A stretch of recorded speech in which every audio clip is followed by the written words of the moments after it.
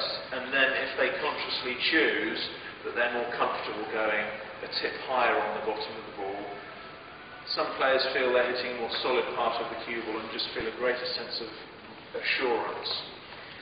And I think you've got to honour that, but teach them the discipline of playing the stop shot with H1 first, because sometimes they need it.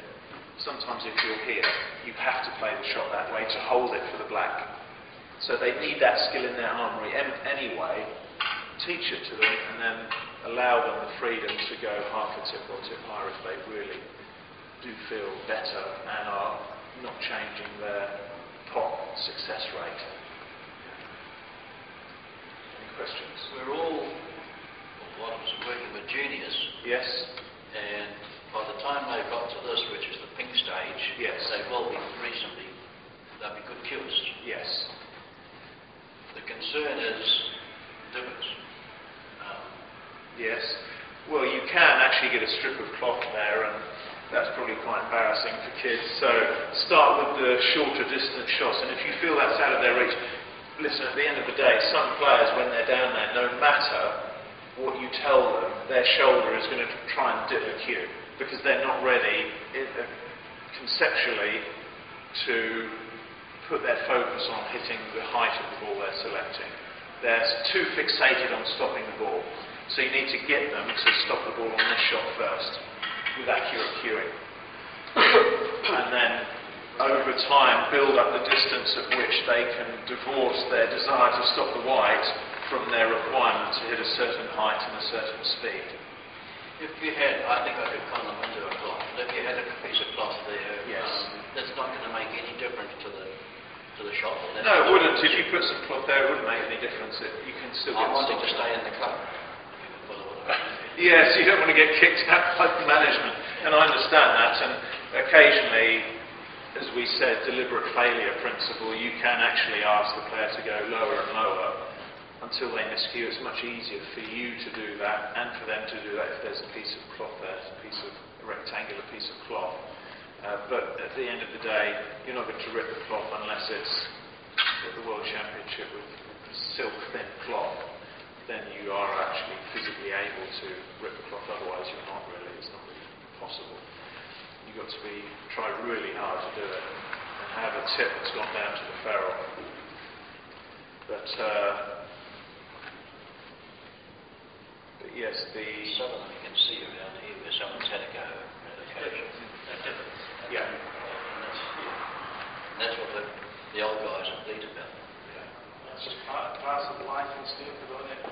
I think obviously, yes, and at the end of the day, you will see more divots here than any other part of the table anyway. Well, sorry, yeah. Backstop is worse. Here's the second most intense area of divots. But the other point I was going to make was about the juniors. When you see them hammering these balls in, sometimes they're just not ready to attack this type of shot effectively. So again, reduce the distance until they're able to stroke it in. And the other thing I say is when they have this addiction to hammering the ball in, what I'll often do is just put the ball there and say, okay, just roll that in and get them to drop it in pocket speed. And say, okay, before you are able to play it at the speed you want to and at the speed you're most accurate at, you know they're not, but give them that carrot, just say, okay, can you drop the ball in, please? Just do that 5 times. How many times can you drop it in? And obviously, if you can drop it in 3 or 4 out of 5, then you've got a good chance of getting a high percentage with extra power as well.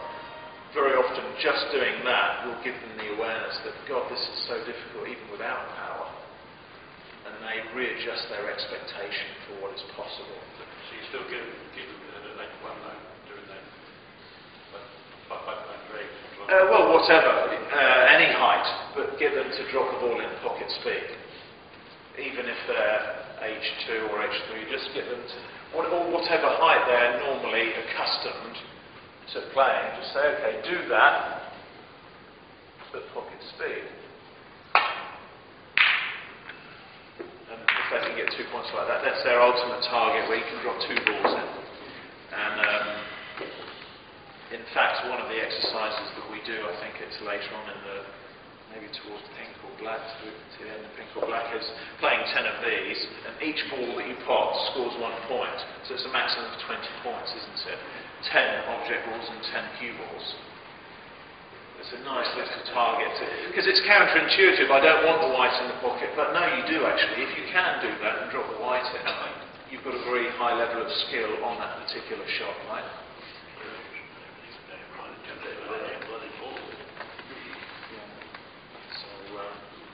Anyway, I've potted a few of these, so I'll keep this cue going for you. Great, well done. Any other questions on that before we wrap up? Good, well done.